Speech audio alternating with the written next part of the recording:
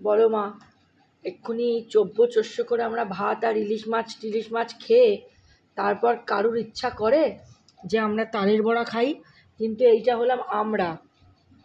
আমরা এমন প্রাণী যে আমাদের ইলিশ মাছ দিয়ে ভাত টাত খাওয়ার পর দুপুরবেলা তালের বড়া খেতে ইচ্ছে করে। আমাদের ইচ্ছা করে তালের বড়া যখন দাও তখনই খাবো।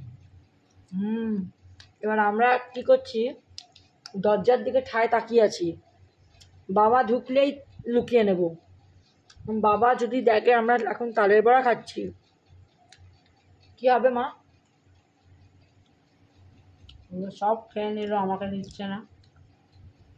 আর বাবা অলরেডি 20টা খেয়ে নিয়েছে,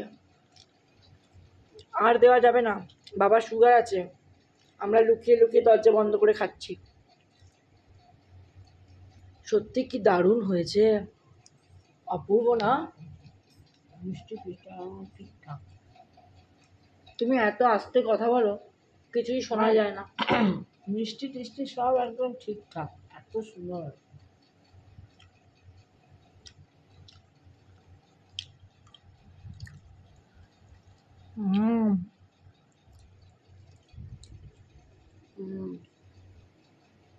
এই মুহূর্তে ধরো বাবা ঢুকে এলো, সঙ্গে সঙ্গে এটাকে লুকিয়ে দিতে হবে। কদিন দেখো না, সন্ধ্যেবেলা মানে কাল সকালে আবার খোঁজ নেবে। আর সন্ধ্যেবেলা শেষ করো। তাই আজকে শেষ হয়ে যাবে?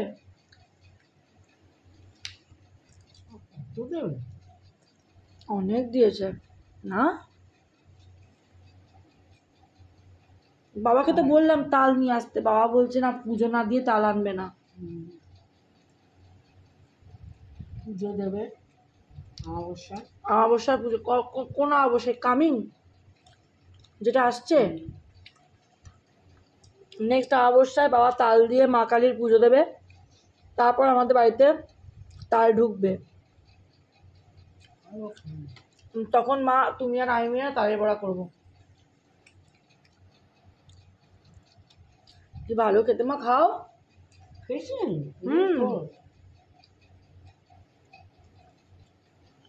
ঠিক আছে গাইস, আমরা তো বাবাকে লুকিয়ে তালের বড়া খেলাম। এরম তোমরা কারা কারা করো কমেন্ট করে জানিও। টাটা।